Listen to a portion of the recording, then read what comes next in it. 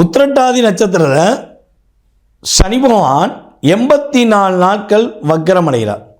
அப்போ நம்மளுடைய கடகராசி என்பர்களில் நல்லா தெளிவாக கேட்டுக்கோங்க. பூச நட்சத்திரத்தில் யார் இருக்கீங்களோ, பூச நட்சத்திரத்தில் யார் இருக்கீங்களோ அவங்க கிட்டத்தட்ட ஜூலை மாதம் 13ஆம் தேதி முதல் 84 நாட்கள் ரொம்ப ரொம்ப நிதானமாக செயல்படும். பொறுமையாக, அவசரப்படாமல், யார் என்ன சொன்னாலும் சரி, உங்களை ஏதாவது குழப்பங்களை உண்டு பண்ணாலும் சரி, கண்டுக்கிறவே கண்டுக்கிறாமல் உங்களுடைய வேலையை பாருங்கள். நிதானமாக முடிவெடுங்க. ஏன்னா ஜூலை 13லேருந்தே வந்துருச்சுன்னு சொல்லிட்டேன்.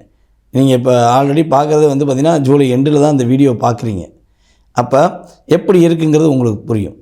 பழைய நினைவுலாம் வரும்.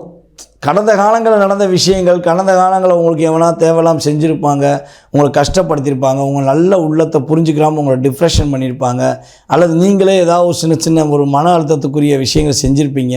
இதெல்லாம் உங்கள் மனசை போட்டு ஒரு உலுக்கி அப்படியே குழப்பம். நீங்கள் அதெல்லாம் சேட்டே பண்ணாங்க, மனசுக்குள்ளே வச்சுக்கிறாங்க. அசால்ட்டாக தூக்கி போட்டுருங்க. நடந்தது எல்லாத்தையும் தூக்கி போட்டுட்டு இறை அருளை நம்புங்க. நடக்க போவது உன்னுடைய கையில் இருக்குப்பா, எனக்கு நல்லது பண்ணி கொடுப்பான்னு சொல்லி போய் சிவன் வழிபாடு மேற்கொள்ளுங்க. அல்லது பக்கத்தில் உள்ள பைரவர், விநாயகர், இந்த வழிபாடெலாம் நீங்கள் கரெக்டாக பண்ணிங்கன்னா கிட்டத்தட்ட பூச நட்சத்திரக்காரங்கள் பெரிய பாதிப்பிலிருந்து தன்னை காத்து கொள்ளலாம், பெரிய பிரச்சனையிலேருந்து உங்களை பாதுகாத்து கொள்ளலாம்ங்கிறது கிரக ரீதியான உண்மை. அதுக்கடுத்து பார்த்திங்கன்னா சனி பகவான் பார்த்திங்கன்னா எந்த நட்சத்திரத்தில் பயணிப்பார் அப்படின்னா 84 நாட்களுக்கு பிறகு சனி பகவான் பூரட்டாதி நட்சத்திரத்தில், மீன ராசியில் உள்ள பூரட்டாதி நட்சத்திரத்தில் கிட்டத்தட்ட 56 நாட்கள் பின்னோக்கி நகர்ந்து பயணிப்பார். அப்போ பூரட்டாதி நட்சத்திரத்தில் பயணிக்கும் பொழுது நம்ம இங்கே புனர்பூச நட்சத்திரம், கடகராசியில் உள்ள புனர்பூச நட்சத்திரக்காரர்கள் ரொம்ப ரொம்ப கவனமாக இருக்கணும், நிதானமாக முடிவெடுக்கணும், அவசரப்படக்கூடாது. இங்கே ஒரு விஷயத்தை நமக்கு கிரகம் என்ன சொல்ல வருதுன்னா, அவசரப்படாமல் தன்னை தானே புரிந்து கொண்டு தன்னுடைய நிலைகளை அறிந்து கொண்டு யார் ஒருவன் செயல்படுகிறானோ அவனுக்கு பாதிப்பு கொடுக்க மாட்டேன். சனி பகவானாலே உழைப்பு, வேர்வை சிந்தி உழைத்தல், மற்றவர்களை ஏமாற்றாமல் தன்னுடைய செயல்பாடுகளை மட்டுமே செயல்படுத்துபவர்களுக்கு உறுதியாக பாதிப்பு தர மாட்டார். அப்போ நம்மளுடைய கடகராசி என்பவர்கள் ஏற்கனவே என்ன பண்ணுவீங்க, மற்றவர்களுக்காகவே வாழ்ந்தவர்கள். உங்களுக்காக நீங்கள் வாழ்ந்ததை விட பிறருக்காக வாழ்ந்தது தான் அதிகம், தன்னுடன் பிறந்தவர்களுக்காக வாழ்ந்தது தான் அதிகம். அப்போ இந்த காலகட்டம் உங்களுக்கு பெரிய பாதிப்பை கொடுக்காது என்பது கிரக ரீதியான உண்மை. இருந்தாலும் கிரகம் அதனுடைய கடமையை கொஞ்சமாச்சும் செய்யும்ல. அப்போ நம்ம இப்போயாச்சும் நிதானமாக இருந்துக்கணும்ல, தன்னுடைய வாழ்க்கையை மட்டும் யோசிக்கணும் அப்படிங்கிறத நான் சொல்ல வரேன்.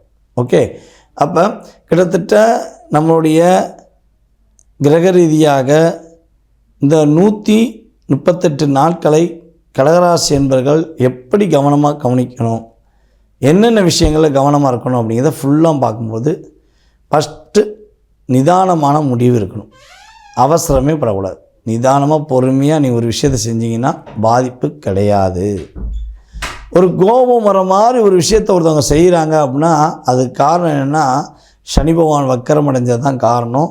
அப்போ இந்த இடத்த நம்ம கோபத்தை வெளிக்கொண்டு வந்தோம்னா நம்மளுடைய நட்பேறு கெட்டு போயிடும் அப்படிங்கிறத நீங்கள் ஃபஸ்ட்டு புரிஞ்சுக்கணும்.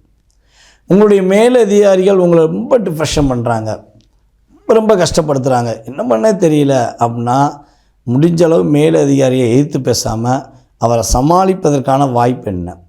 உங்களுடன் இருப்பவர்களில் மேலதிகாரிகள் யார் கொஞ்சம் அட்ஜஸ்ட்மெண்ட்லாம் பேசுவாங்க, அவங்ககிட்ட போய் பேசி உங்கள் விஷயத்தை புரிய வைப்பாங்கன்னு பார்த்து அவங்ககிட்ட போய் நீங்கள் என்ன பண்ணணும், கொஞ்சம் உங்களுடைய செயல்பாடுகளை பற்றி, உங்களுடைய பிரச்சனையை பற்றி அவங்கள்ட்ட சொல்லி அவங்க மேலதிகாரியை பார்த்து பேசும்போது உங்களுக்கு பாதிப்பு கிடையாது.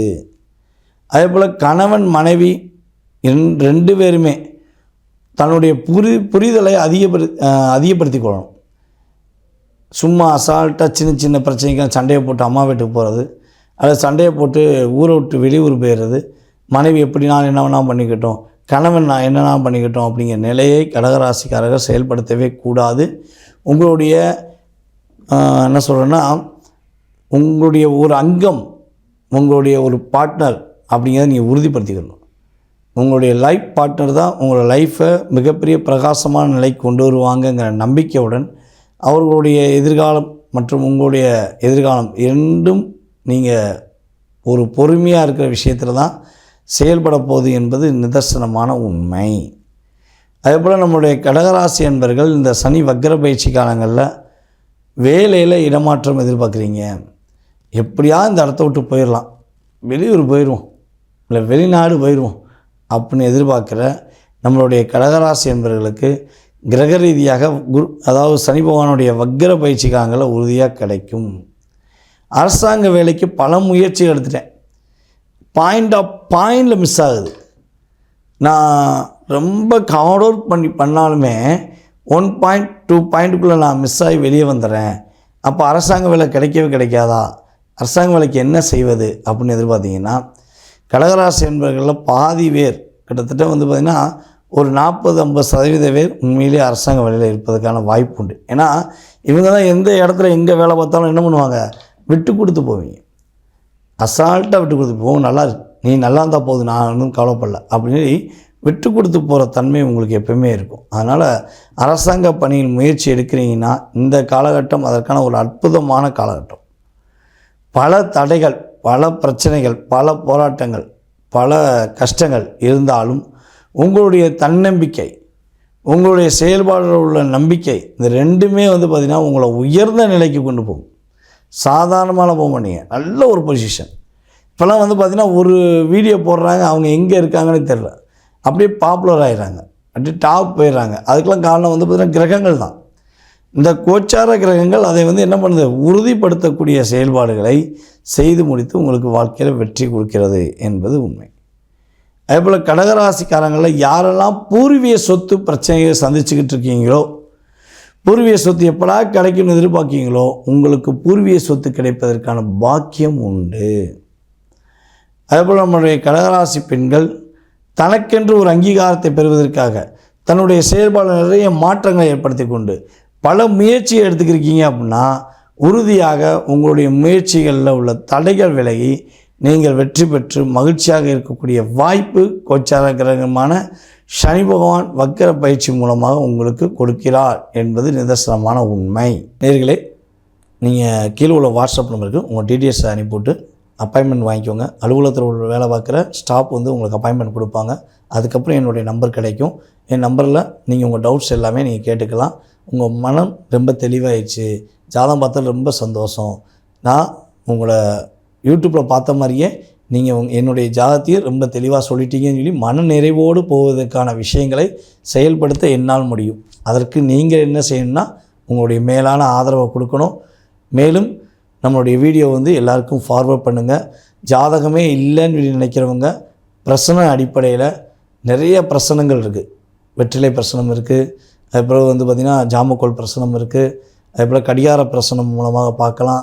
அதே போல் பார்த்திங்கன்னா உங்களுடைய வீடின் வாஸ்து அடிப்படையில் பார்க்கலாம். இப்படி நிறைய வகைகளில் உங்களுடைய எதிர்காலம் சம்மந்தப்பட்ட அத்தனை விதமான கேள்விகளுக்கும் ஜாதகம் இல்லாதவர்களுக்கும் பலன்கள் உறுதியாக துல்லியமாக கூற முடியும் என்பது நான் உங்களுக்கு கூறும் கருத்து. ஸோ மறக்காமல் நீங்கள் தொடர்பு கொள்ளுங்கள். வாய்ப்பளித்த நல்ல உள்ளங்களுக்கும் மேலும் ஆதரவு கொடுத்து வரும் அன்பு நேயர்கள் அனைவருக்கும் எனது பணிவான நன்றியை கூறி விடைபெறுகிறேன். நன்றி, வணக்கம்.